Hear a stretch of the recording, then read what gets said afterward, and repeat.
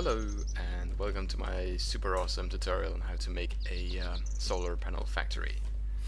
I've made a video about this before where I showed off my old solar panel factory, which was kind of terrible. I made a new version that's way better. This is the beginnings of it, and in this video I'll be showing the outlines of how I do the whole thing. So I'll mainly just be showing off key points in the production of the thing. The main thing to know about this solar panel factory is that the positioning of these chests and what you put inside the chests is extremely important.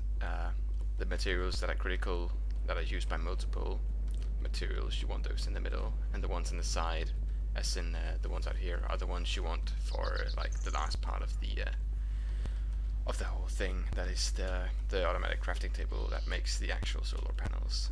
There's only 3 parts, which are pretty simple, that you can pretty much pump directly into that one. That's glass, furnaces, actually not furnaces, and coal dust. This one will have to go through a macerator, but once it's done with that, it can go directly into the last part of the machinery. The furnace goes into the generator crafting table, so that one's also pretty much the last part of the chain, and it's not needed for anything else really, so that one's also kind of unimportant and can go on the side like with the rest of these. In the middle you want redstone primarily, and iron as well, along with a lot of other materials such as resin and a bunch of other things. Basically all the other materials you need. Right now I've been putting in the materials, but I'll show them off when I've actually put them in there. Alright, I'm back.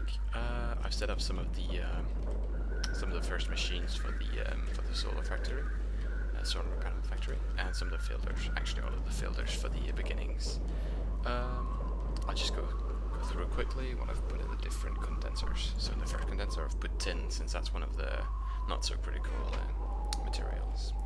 In this one I've put iron. That one is used for 2 different things, namely machine blocks and for circuits, advanced circuits, or not advanced circuits, just actual circuits. They will be pumped into this furnace that will turn them into refined iron. In this one I have redstone, that's used for batteries and circuits. In this one I have copper, that's used to make cables, which are used for batteries and circuits. In this one I have sticky resin, which is used for copper cable, which is used for the same things as copper, obviously. Coal, which is then put into this macerator, which is then used at the final machine. And furnaces and glass. Glass is used at the final part of the machine, and the furnaces are used at the generator, which is just before the final step. So that's basically the beginning of this machine. Now, some of the most critical materials for this machine will be tubes and covers. You make covers with a handsaw. Let me just show you, if you don't know how to do that. A diamond handsaw. It's made like this, pretty simple. Basically, you just put any kind of material into the threading grid, or crafting grid, and then you can pull out thinner and thinner slabs down to the thinnest, which is cobblestone and copper. You can do this with most base blocks, also a bunch of more advanced blocks you can't do with glowstone though. Now, the reason you want these is because they can be used to kind of separate pipes so that they don't connect where you don't want them to connect. For example, you can see all these pipes are connected in ways I don't want them to be connected, so what I'll be doing is I'll put covers between them like this, and they won't be connected anymore. I also don't want the pipe to go in here, so I'll put a pipe there so that it only goes into the machine from the top. Likewise, I'll do that back here, and I'll do this back here. Right off the bat, you can pretty much put these everywhere around the filters, since you don't want them to be connecting with each other. If you want, you can double layer them for aesthetic purposes. I like that, but it's not really needed, it's just good looking.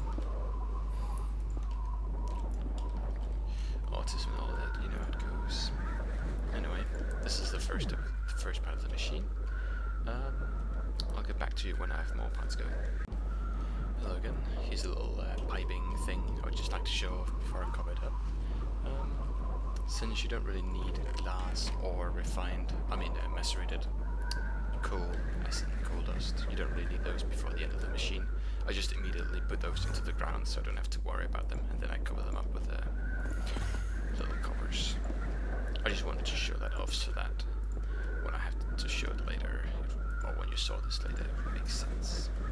Since I didn't really want to tear the machine apart again, or, the covering. I also like to sort of cover this up just to make it a little more pretty. Another thing is that you have to make sure that these fill layers are turned the right way.